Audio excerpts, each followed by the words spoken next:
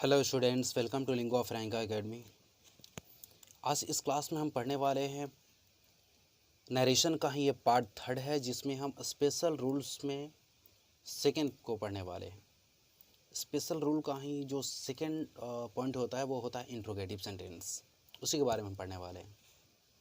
उससे पहले मैं आपसे डिस्कस कर लूँ कि अगर आप किसी परीक्षा की तैयारी कर रहे होते हैं और तो आपके लिए टॉपिक बहुत काफ़ी इम्पोर्टेंट है।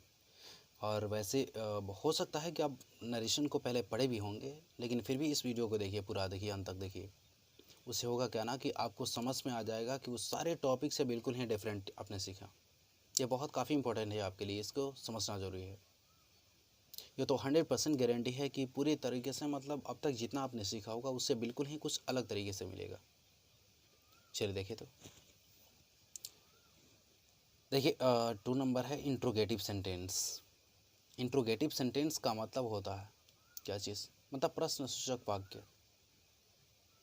इंट्रोगेटिव सेंटेंस हम कहते किसको हैं? ये स्टार्ट होता है या तो हेल्पिंग वर्ब से या तो WH क्वेश्चन से।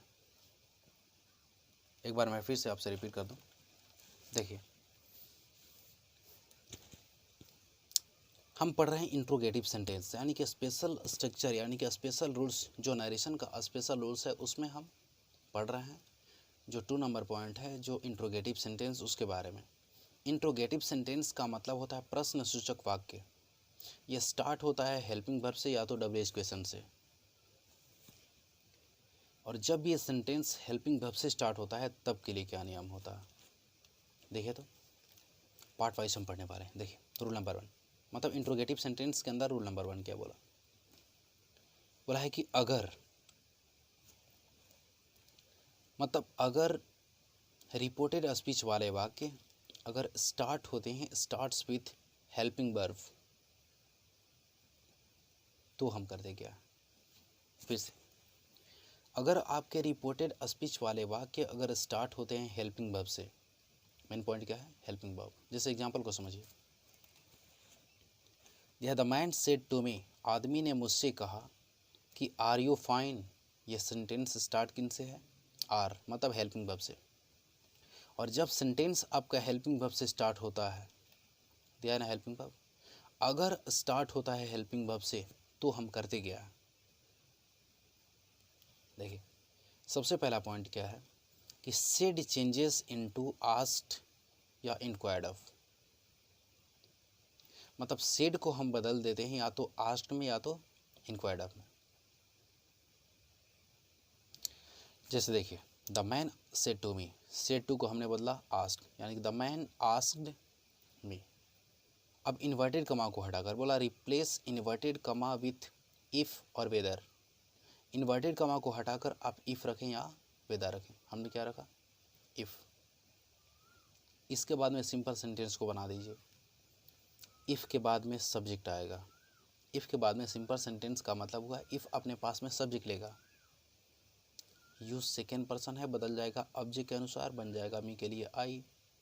इस MR को हमने दे दिया वॉज फाइन। मतलब ओवरऑल मिलाकर ये समझिए कि अगर स्टार्ट आपका सेंटेंस होता है हेल्पिंग वर्ब से तो बनाने का नियम है कि सेड को हम आस्क्ड में बदल देते हैं, जिसको हमने लिखा आस्क्ड। इन्वर्टेड कमा को हटाकर हमने इफ़ लिखना है तो हमने लिखा इफ़। इसके बाद में सिंपल सेंटेंस बनाना है। चलिए एक और एग्जांपल समझ लीजिए, इसी बेस पर एक और एग्जांपल देखिए। देखिए example, she said to him were you ready. क्या ये नियम इस पर डिपेंडेड है क्या? यस ऑफ कोर्स है, क्योंकि ये सेंटेंस आपका हेल्पिंग वर्ब से स्टार्ट है, वर्ब से। मतलब सी सेड टू हिम, उसने उससे कहा, मतलब उस लड़की ने किसी लड़के से कहा कि वर यू रेडी, क्या तुम तैयार थे। वर एक हेल्पिंग वर्ब है, तो बनाने का नियम यही है। मतलब हमको सेड टू को बदलना है आस्क्ड में, यानी कि सी आस्क्ड हिम, इन्वर्टेड कमा को हटाकर इफ़, सिंपल सेंटेंस बनाएंगे। Use second person object according, तो हमने रख दिया ही। वाज और वर को हम बदलते हैं हैड बीन में, और मिस्टेक से लिख दिया गया है, गलती से लिखा गया है वॉज, जो कि ये गलत है। आपको यहाँ लिखना होता है हैड बीन। क्यों हैड बीन रेडी? क्योंकि वाज और वेयर होता है तो उसको चेंज करते हैं हम हैड बीन में। चलिए नेक्स्ट अगले नियम को हम देखने वाले हैं। चलिए देखिए अगला नियम हम देखें, रूल नंबर 2। रूल नंबर 2, अच्छा हाँ, एक चीज़ मैं डिस्कस कर लूँ बीच में, in the middle of the structure. हालांकि कुछ स्टूडेंट का कहना ये होता है कि सर लाइव क्लास चलाने से सर लाइव क्लास चलाइए, क्योंकि कुछ हमें सवाल करना होता है, और वैसे हम सवाल कर नहीं पाते हैं और कमेंट बॉक्स में उतना हम लिख नहीं पाते हैं। तो मैं आपको बता दूं कि वैसे है क्या ना कि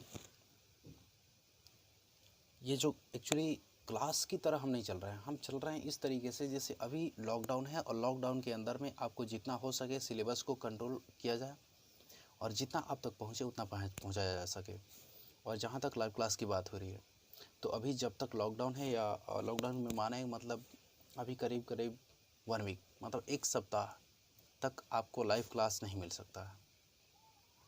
इसका कुछ कारण है, कुछ मेरा पर्सनल प्रॉब्लम है इसीलिए। और हाँ, वैसे भी मतलब कमेंट कीजिए, जो भी आपको सवाल करना है सवाल कर लीजिए, या व्हाट्सअप नंबर मेरा दिया रहता है डिस्क्रिप्शन में, उसको देखिए, उस पर आप सवाल कर सकते हैं। किसी पेज के सीट पर, मतलब किसी पेज पर लिखिए आप उसको, पिक्चर उसका लीजिए उसका, और इसके बाद में मुझे सेंड कीजिए। उसके बारे में हम सवाल जवाब कुछ करेंगे, हम उसके बारे में कुछ बताएंगे हम।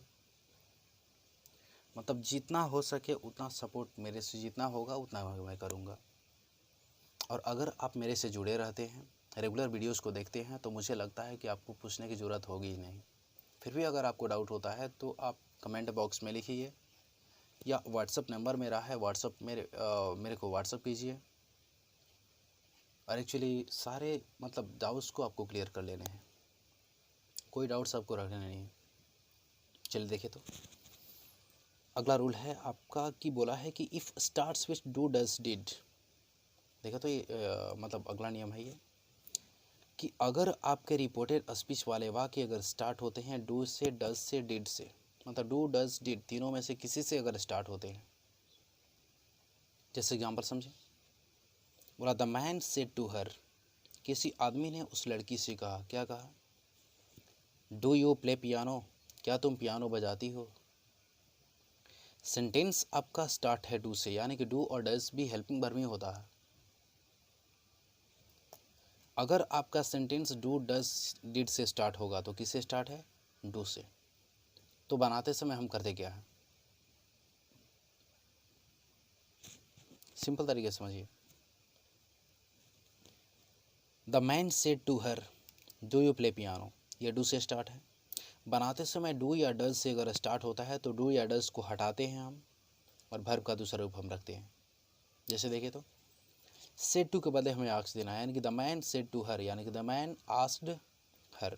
इन्वर्टेड कॉमा के बदले इफ़, इसके बाद में subject use second person object के अनुसार सी, मतलब इफ़ अपने पास में सब्जेक्ट लेगा, यहाँ यू है, यूज सेकेंड पर्सन के अकॉर्डिंग बदलेगा, हर का शुरू वाला रूप होता है सी। डू या डज को हटा देना है हमें, हटा देंगे ना, वर्ब का दूसरा, प्ले का दूसरा, प्लेड पियानो। मतलब सिंपल मतलब रूल है, कोई दिक्कत ना है। चलिए देखिए अगला एक देखिए तो एग्जाम्पल, यह है they said to him did you serve the nation. तो सेड टू को बदलेंगे आस्क्ड में, यानी कि they asked him, inverted comma के बदले में इफ़, इसके बाद में यूज सेकेंड पर्सन ऑब्जेक्ट के अकॉर्डिंग बन जाएगा ही। डिड को हम बदल देते हैं किस में, हैड प्लस V3, यानी कि had he had served the nation. They asked him if he had served the nation, had कहाँ से आया, मतलब डीड से स्टार्ट हुआ है, और जब डीड से स्टार्ट होगा तो डीड को हटाकर हम हैड प्लस V3, तो हैड सर्व्ड। चलिए ओके, नेक्स्ट अगले स्ट्रक्चर पे हम चलते हैं। देखिए अगला रूल आपका है और इससे कुछ थोड़ा सा अलग है, उसको आपको समझ लेने हैं। देखिए अगला दिया है रूल नंबर 3, बोला है कि अगर स्टार्ट होता है WH वर्ड से, मतलब इन्वर्टेड कॉमा वाले सेंटेंस अगर WH वर्ड से स्टार्ट होंगे, जैसे ही सेड टू हर, एग्जाम्पल समझिए। रूल नंबर 3 जैसे बोला कि अगर आपके सेंटेंस स्टार्ट होते हैं WH वर्ड से, तो देखिए, तो ही सेड टू हर, उसने उससे कहा कि वाई आर यू सैड, मतलब why are you sad. Sentence आपका स्टार्ट है WH वर्ड से। तो जब WH वर्ड से स्टार्ट होगा तो करते क्या हम, यह सेड को बदल देते हैं आस्ट में। ये तो सिंपल है, कॉमन है, जो पहले नियम था सेड को आस्ट में बदलना। इन्वर्टेड कॉमा को हटाकर, हाँ यही देखना है, सेड को हटाकर आस्ट या इंक्वायर्ड ऑफ, लेकिन इन्वर्टेड कॉमा को हटाने के बाद में सेम WH वर्ड को रखेंगे जो WH वर्ड से स्टार्ट हुआ रहेगा। देखिए, तो जैसे ही सेड टू हर, हमने क्या रखा, सेड टू के बदले asked, he asked her. Inverted comma को हटाकर हम इफ़ या वेदर लगाते थे, लेकिन जब WH वर्ड से स्टार्ट होगा ना, तो बनाते समय उसी WH वर्ड को हम रखेंगे। हमने रखा ही वाई, तब जाके सब्जेक्ट हो गया use second person object according सी, इस MR को वाज वेयर में से वाज सैड। मतलब सिंपल है, कोई दिक्कत नहीं है। चलिए अगला एग्जांपल देखें। तो देखिए, यह they said to her why were you angry. Said to के बदले asked, they asked her. Inverted comma को हटाकर उसी WH वर्ड को हमने दिया वाई। सी को ज्यों कहते हुए रखेंगे हम, वाज और वर को बदलते हैं हैड बीन एंग्री। मतलब इंट्रोगेटिव सेंटेंस के अंदर में आने वाले जो भी रूल्स हैं, जो भी स्पेशल रूल्स हैं इसमें, उसको हमने पढ़ लिया। और मैं आपसे एक चीज़ जो बहुत काफ़ी इम्पोर्टेंट है उसके बारे में डिस्कस कर लूँ कुछ 2 मिनट। एक चीज़ और समझिएगा, ये क्लास हमारा एक इंटरेक्शन क्लास होता है। ऐसा नहीं है कि ऑनलाइन दिस दैट, ये दिस दैट व्हाटएवर। आपको ये समझने की आवश्यकता है कि जो भी आपके पास में सवाल बनता है उस सवाल को ज़रूर करें, कमेंट बॉक्स में करें। मेरा व्हाट्सअप नंबर डिस्क्रिप्शन में दिया रहता है, उस व्हाट्सअप पे करें। मतलब हर किसी तरीके से आप सवाल करें मेरे से, और उसको जितने भी डाउट्स है उसको क्लियर कर लें आप। चलिए ओके। और अगर आपको रूल रेगुलेशन कुछ सीखने को मिला हो, अच्छा लगा हो, तो आप लाइक कर दीजिए, और सब्सक्राइब अगर नहीं किए होंगे तो सब्सक्राइब कर लीजिए, और बेल आइकन को भी दबाना मत भूलिएगा। चलिए ओके, थैंक यू।